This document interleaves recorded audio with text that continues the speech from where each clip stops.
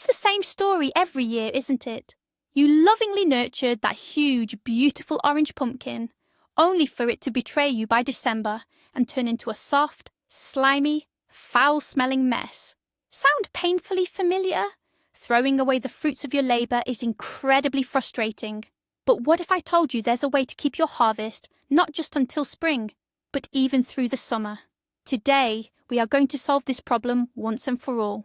I'm going to show you an ancient, almost forgotten method that I call sour pumpkin.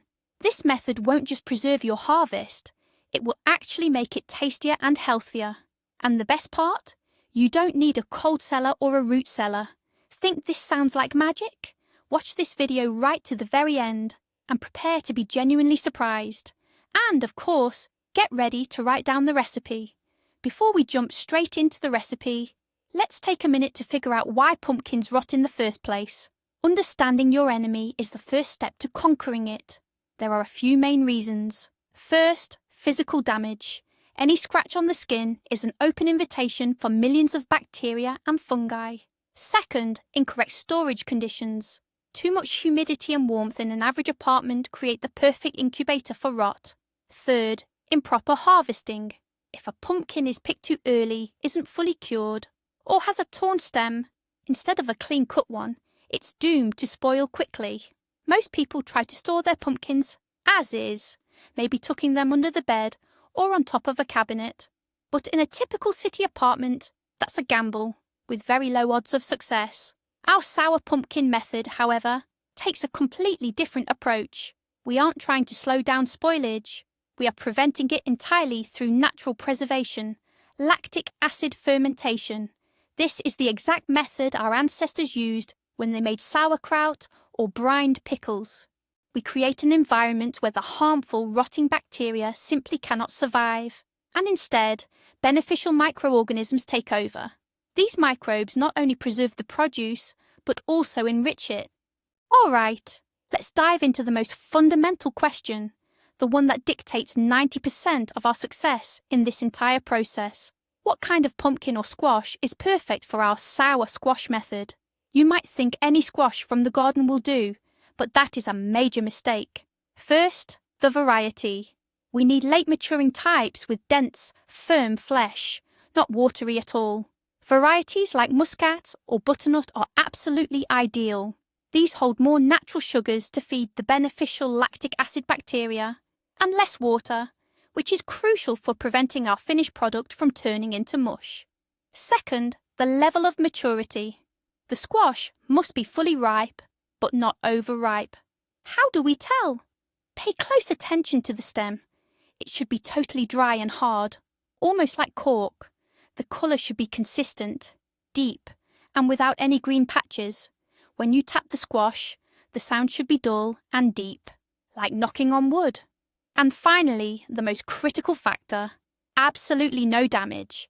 Inspect every single inch of your beautiful squash carefully. Any scratch, bruise, or dark spot is an open invitation for spoilage bacteria that will quickly ruin all our hard work. So for our sour squash, we only select fruits that are whole, healthy, and perfectly mature. This is our #1 candidate for a long and delicious life in the jar. So, we've picked out our perfect pumpkin. What's the next step? The next phase is preparation. And this is the very first key to success. This brings us to the main question that often puzzles home cooks. To wash or not to wash? The answer is simple. Wash it, and wash it thoroughly. The surface of a pumpkin, especially one that has been sitting on the ground, is home to countless microorganisms, soil particles, and dust. These include both our future friends, like lactic acid bacteria, and our sworn enemies, such as mold and spoilage microbes. Our goal is to wash away the grime, but we need to avoid going overboard. Don't use harsh detergents or scald the pumpkin with boiling water. That would kill all the microflora, including the beneficial bacteria we need. Instead, just grab a clean sponge or brush and thoroughly scrub the entire surface under cool, running water. Pay special attention to the area around the stem. That's where dirt tends to collect. Once washed, it is essential to wipe the pumpkin completely dry with a clean towel. Remember, any excess moisture at this stage is unwelcome. A clean and dry surface guarantees that no unwanted guest will contaminate your batch, ensuring the fermentation process follows a clean, successful path. Do not skip this simple yet critically important step. Let's move on to a small but critically important detail: the stem, or as most people call it, the handle. This is where many growers make a fatal mistake. Too often, when the squash is harvested, people simply snap off or twist the stem by hand. This is absolutely the worst thing you can do. Why? Think of the stem as a cork in a bottle. As long as it is dry and intact, the container remains sealed. The moment you yank it out, air, and everything carried within that air, rushes straight inside. It's exactly the same with your squash. The stem attachment point is the most vulnerable spot. If you damage it, you create an open wound that will never heal, forming the perfect gateway for infection. Rot almost always starts right here. So remember the golden rule: you must never tear off the stem. Instead, cut it cleanly with a sharp knife or secateurs, leaving a handle at least 2 to 3 inches long, 5 to 7 centimeters. The cut must be smooth and clean. Over time, this surface will dry out and form a reliable protective barrier. When we finally prepare the squash for cooking or carving, we will of course remove that stem, but we'll do it correctly, slicing it off along with a small ring of surrounding flesh. This guarantees that we eliminate any potential weak spots entirely. Let's move on to the next crucial step: preparing our tools. You might think I'm being overly pedantic, but trust me on this. When it comes to preservation and canning, cleanliness isn't just about good health. It's the absolute key to success. Your knives, cutting board and bowls must all be absolutely spotless. Even if your kitchen gear looks clean, it can harbour colonies of microorganisms just waiting for the chance to ruin your entire batch. That's why, before we start, you need to thoroughly wash all your tools with hot water and baking soda or strong dish soap, and then scald them with boiling water. This is especially important for the cutting board. It's always best to use a separate board strictly for vegetables, not the one you use for raw meat or fish. The ideal choice is a glass or plastic board, since wooden ones are more porous and tend to hold on to bacteria. Furthermore, your knives need to be sharp. A dull knife doesn't cut. It crushes and bruises the fibres of the pumpkin, leading to excessive moisture release and damaging the texture of the flesh. This isn't paranoia, it's basic microbiology. We are trying to establish a single, beneficial bacterial culture inside the jar, and any stray microflora can disrupt this delicate balance, sending the fermentation process completely off track. Okay, our pumpkin is clean, our tools are ready, and it's time to get down to business. For many people, especially if you're not used to handling a big knife, cutting a large, tough pumpkin can feel like a genuine struggle and even pose a risk of injury. But there's a safe and effective way to handle this. First, ensure your cutting board won't slip. Place a damp paper towel or cloth underneath it to keep it steady. Second, you'll need a large, extremely sharp knife, what we usually call a chef's knife. Do not attempt to slice the pumpkin in half with a single motion, like you would a watermelon. Instead, carefully slice off the stem and the base of the pumpkin first. This creates 2 stable, flat surfaces. Stand the pumpkin up on one of those flat ends. Now grip the knife with both hands and slowly, without sudden movements, begin slicing down through the centre from top to bottom. Gravity and the weight of the knife will do most of the hard work for you. Once the pumpkin is cleanly cut in half, the rest of the job gets significantly easier. You can now easily slice each half into smaller, manageable wedges. The key is to avoid rushing and never apply excessive force. Smooth, confident movements and a sharp knife. That's the secret to safe and tidy pumpkin butchering. We've sliced the pumpkin into manageable wedges, revealing the interior, the seeds and the stringy pulp.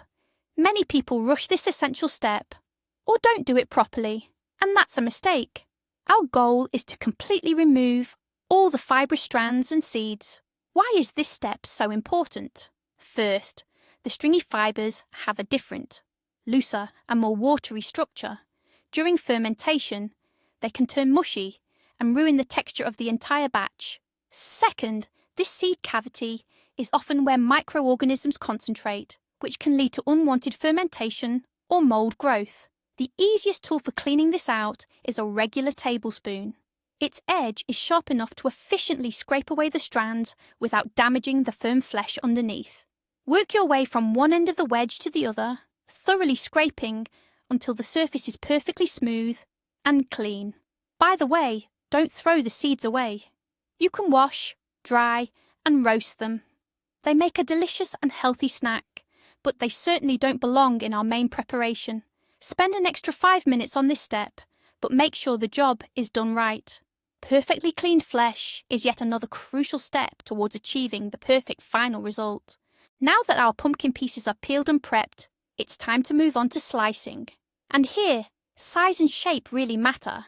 What is the optimal cut for our specific, sour-style pumpkin method? If the pieces are too small, for example, if you grate the pumpkin, they can quickly lose their structure during fermentation and turn into mush. Conversely, pieces that are too large will take much longer to absorb the salt and ferment, and the entire process might become uneven.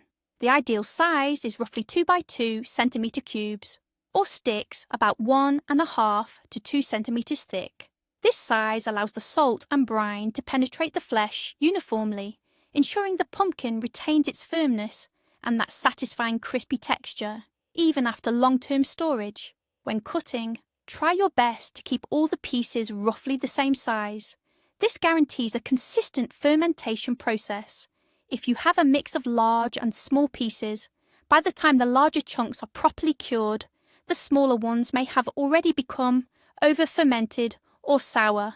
So, grab a ruler, just kidding of course, but strive for uniformity. Neat, consistent cutting isn't just about aesthetics. It is a crucial technological step for successful pickling. We've arrived at the heart of our process, the main ingredient that truly works the magic. We're talking, of course, about salt, but don't just grab the first packet you see on the shelf. Not all salts are suitable for fermenting and pickling. We need coarse ground rock salt, non-iodized, and free of any additives like anti-caking agents. Why is this crucial? Fine-grained salt dissolves too quickly. It can shock or toughen the surface of the vegetables before it has a chance to properly draw out the moisture. Iodized salt, meanwhile, can give your ferment an unpleasant off-flavour and often results in mushy vegetables. And various chemical additives can interfere unpredictably with the entire fermentation process. The ideal choice is the simplest, cheapest coarse-ground rock salt you can find. Now let's talk proportions. This is a critically important step. The classic ratio for fermentation is 20 grams of salt per 1 kilogram of your main product. In this case, pumpkin. That's roughly equivalent to 1 level tablespoon. If you use too little salt, spoilage bacteria can take over. If you use too much, you will kill the beneficial lactic acid bacteria, and instead of fermentation, you'll just end up with an overly salted product. So, make sure you weigh your diced pumpkin and measure the exact amount of salt. When it comes to fermentation, precision is the key to success. Just clean pumpkin and salt is a sufficient basis for fermentation, but we aren't just aiming for a preserved product. We want a genuine delicacy. This is why we now move to the most creative phase, adding spices and aromatics. While this opens up a huge field for experimentation, there are still some guiding rules. Our main allies are garlic, dill heads or crowns, caraway or coriander seeds, black peppercorns and bay leaves. These spices don't just enrich the flavour and aroma. They also contain natural antiseptics that aid in preservation and suppress the growth of undesirable microorganisms. You can slice the garlic thinly. A few cloves per 3-litre jar will be plenty. You might want to add a couple of small horseradish or cherry leaves. These will give the pumpkin a satisfying crunch. However, it's best to refrain from using fresh, soft herbs like parsley or cilantro, as they can sometimes trigger unwanted spoilage processes. Also, be cautious with powdered spices, as they tend to cloud the brine. Start with the classic trio: garlic, dill, and pepper. Once you've gained experience, you can begin crafting your own unique flavour profiles by adding ingredients like clove, ginger, or even a spicy chili pepper. All the ingredients are prepped, and now we move on to the most crucial step, packing them into the jars. Speed isn't the goal here. What matters is precision and following the proper technique. We will be packing everything in layers. First, in a clean, dry jar, we start by placing some of our spices at the bottom. A couple of garlic cloves, a bay leaf, and several peppercorns. Next, we lay down a layer of chopped pumpkin, about 3 to 4 centimeters thick. Gently press this layer down using your hand or a muddler, but don't overdo it. Our goal is to compact the pieces, not turn them into mash or puree. Now evenly sprinkle a portion of the measured salt over this layer of pumpkin. Then add a few more spices, followed by another layer of pumpkin. Compact it and sprinkle with salt. We repeat this layering process until the jar is mostly full. It's important not to pack the jar completely to the top. Leave about 5 to 6 centimeters of headspace. This space is necessary for the liquid that will be released and for setting up the fermentation weight. This layer-by-layer method guarantees that the salt and spices are distributed evenly throughout the volume, resulting in consistent brining and fermentation. The single most important question is, what are we actually going to use to ferment our pumpkin? The container you choose can dramatically affect the final outcome. Let's look at the most popular options. Enamelled pots are a possibility in theory, but there's a massive catch. The enamel must be absolutely flawless, without a single chip or crack. If the metal comes into contact with the acidic brine, it will trigger a chemical reaction that will ruin the taste and make the product unsafe to eat. Plastic buckets are certainly convenient, but you must be 100% sure they are made of food-grade plastic that won't leach harmful chemicals when exposed to salt and acid. Cheap plastic is simply too risky. Wooden tubs are the classic choice, of course, but for apartment living, they are exotic and require complicated, time-consuming maintenance. That's why my optimal and safest choice is the humble glass jar. Glass is chemically inert. It doesn't react with the food, and it won't absorb smells. The transparent walls make it incredibly easy to observe the fermentation process. They are also simple to clean and sterilize. Their only drawback is their fragility, but if you handle them carefully, a glass jar is the perfect vessel for making our delicious sour pumpkin. We've packed the pumpkin into the jar, and now we need to decide how we're going to preserve it. There are 2 main methods: dry salting or using a brine solution. Dry salting is what we just did, layering the pumpkin pieces with dry salt. Now we need to leave the jar in a warm place. With the salt and some weight applied, the pumpkin should release its own juices, which will cover the pieces. This method works great for really juicy vegetables, but pumpkin, especially the winter varieties, often isn't juicy enough. That's why I prefer using brine. Brine gives you a 100% guarantee that all the pumpkin pieces will be fully submerged in liquid. Making the brine is very simple. We start with clean, non-chlorinated water. Spring water or filtered water is ideal. Dissolve the salt in the water using the standard ratio, 20 to 25 grams per litre of water. And here's the crucial point: should the brine be cold or hot? For true fermentation, you must always use cold brine. Hot water will kill all the living lactic acid bacteria on the surface of the pumpkin, and instead of fermentation, we will end up with a marinated or pickled product. That's a completely different method, and it results in a completely different flavour. So, we simply dissolve the salt in room temperature water and pour this brine over the pumpkin packed in the jar, making sure it covers all the pieces completely. We've covered the pumpkin with brine, but our job isn't quite finished yet. Now we need to install the mandatory component of any fermentation process, the weight or press. What exactly is a weight, and why is it so crucial? A fermentation weight is simply any heavy object we place on top of the product to ensure it stays completely submerged in the liquid. This is absolutely critical. If any piece of pumpkin is exposed to the air, it will inevitably develop mould, and your entire batch could be ruined. So how do you set up a weight when using a standard glass jar at home? It's surprisingly easy. First, cover the pumpkin with a clean cabbage leaf, a horseradish leaf, or a few layers of folded cheesecloth. This acts as a follower, preventing small pieces from floating up. Next, you can place a small saucer or a specialized plastic disc that fits inside the jar. On top of that, you place the actual weight. The ideal weight for this purpose is a small glass bottle or jar, filled with water and tightly sealed. It's clean, heavy, and conveniently fits right inside the neck of the larger jar. A key rule: never use metallic items or stones of unknown origin as your press weight. Simplicity, cleanliness, and efficiency, that's our guiding principle. With the jar secured and the weight applied, the most mysterious process begins. Fermentation. To kick off this initial stage successfully, we need to ensure the perfect environment, namely warmth and darkness. You need to store the jar somewhere that maintains a consistent room temperature, ideally between 20 and 24 degrees Celsius. This temperature is key because it allows the lactic acid bacteria to thrive. They multiply rapidly, consume the sugars in the pumpkin, and release lactic acid. This lactic acid is precisely the main preservative we need. If the temperature drops too low, the fermentation process will slow down dramatically, or perhaps won't start at all.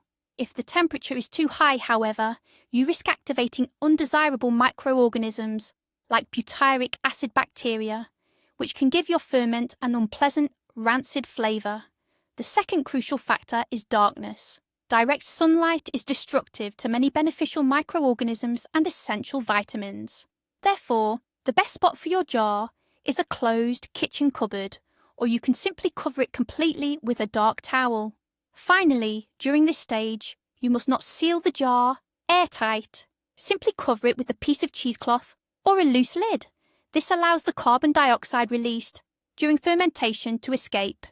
For the first few days, you'll find it fascinating to observe what's happening inside the jar. How do you know if the process is moving along correctly? There are a few telltale signs. By the second or third day, you'll notice the brine starting to get cloudy. This is completely normal. It signifies the rapid and vigorous reproduction of lactic acid bacteria colonies. Next, you'll start to see small carbon dioxide bubbles rising from the bottom and clinging to the pieces of the vegetable. Occasionally, the fermentation can be so active that a layer of foam forms on the surface. This too is a very good sign. And of course, you will notice the characteristic smell, a pleasant, slightly sharp, distinctly sour aroma of pickling or fermentation. All these indicators confirm that you've done everything correctly and you have a healthy, thriving fermentation happening in your jar. What should not happen, however, is the presence of an unpleasant, rotten, or putrid odour. Similarly, you should not see an abundance of fuzzy, multicoloured mould growth. If you are only observing the correct signs, then you can relax and feel confident. The period of active fermentation usually lasts anywhere from 3 to 7 days, depending primarily on the ambient temperature of your room. Let's talk about the biggest enemy of any home preservation project, mould. Even when you follow all the rules perfectly, you might occasionally see a slight white film or scum appear on the surface of the brine. It's important to realise that this isn't always the frightening black or green mould we dread. Often this is just what's called film yeast or calm yeast, which isn't nearly as dangerous. But regardless, you still need to remove it. So, how do you handle it? Carefully scoop off the entire top layer using a clean spoon. Then, wipe the inner rim of the jar with a clean cloth dipped in vinegar or alcohol. Once that's done, you can top it off with a little fresh brine. However, the best defence against mould is always prevention. What does prevention require? First, pristine cleanliness at every stage. Second, making sure you have an adequate amount of salt. Third, and this is crucial, ensure that whatever you are preserving is completely submerged under the brine. A proper weight or follower is your absolute best friend in this fight. If you check your jar periodically, say once a day, and promptly remove any film the moment it appears, you will save your batch without any trouble. The key is simply not letting the process get out of hand. So, several days have gone by. The vigorous bubbling and foaming that signals active fermentation has now subsided. the brine is starting to clear up, and you can see a layer of sediment, mostly dormant or expired bacteria, settling at the bottom. The pumpkin itself has shifted colour from a vibrant orange to a more muted hue, and it now has a pleasantly tart flavour. This is our signal that the first stage of fermentation is complete, and it's time to move on to the second stage, cold storage. Our main goal now is to slow down, or almost completely halt, the fermentation process. This prevents the pumpkin from becoming overly sour and ensures a long shelf life. We remove the weights, seal the jar tightly with a lid. A standard plastic or screw-top lid works great, and transfer it to a cold location. The ideal temperature range for storage is between 0 and 5 degrees Celsius, 32 to 41 degrees Fahrenheit. This could be your refrigerator, a cold balcony, an enclosed porch, or a root cellar if you have access to one. Under these conditions, our fermented pumpkin can be stored for several months, potentially right until spring, and it will only get better with age. The cold essentially halts the primary bacterial activity, but the processes of flavour maturation continue, resulting in a more harmonious and complex final product. The million-dollar question is, how long can you actually store this pumpkin? If you follow the necessary steps and ensure proper cold storage, this fermented pumpkin can easily last 5 to 6 months, whether it's kept in your fridge or a cool, protected space. That means if you prepare a batch in October, you can continue enjoying it well into March or even April. It's important to realise that the product's flavour will naturally evolve over time. Immediately after the active fermentation phase ends, the pumpkin will have a sharper, more intensely sour flavour.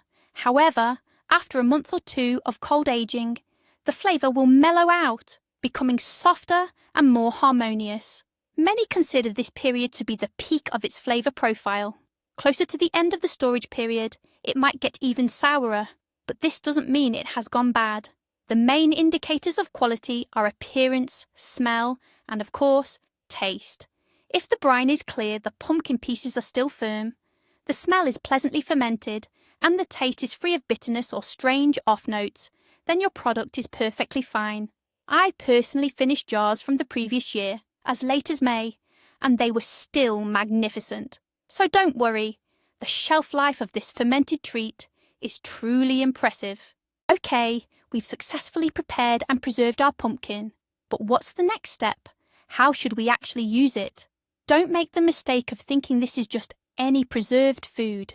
This is a ready-to-eat, full-fledged ingredient that can truly elevate your dining experience and become the centerpiece of your table.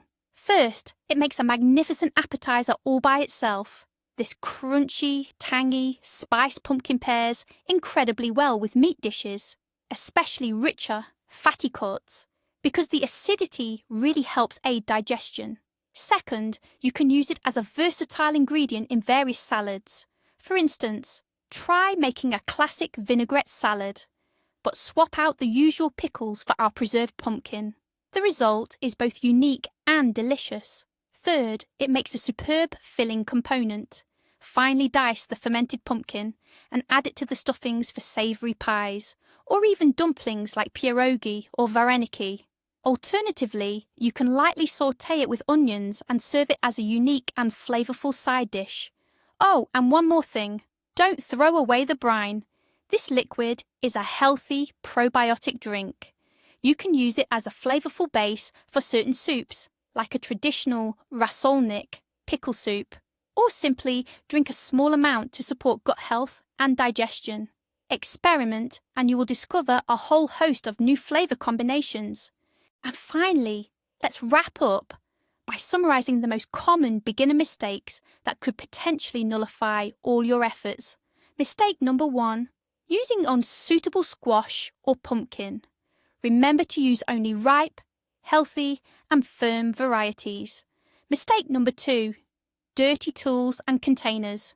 Any foreign bacteria can contaminate the process. Sterility is absolutely key here. Mistake number 3, using the wrong type of salt.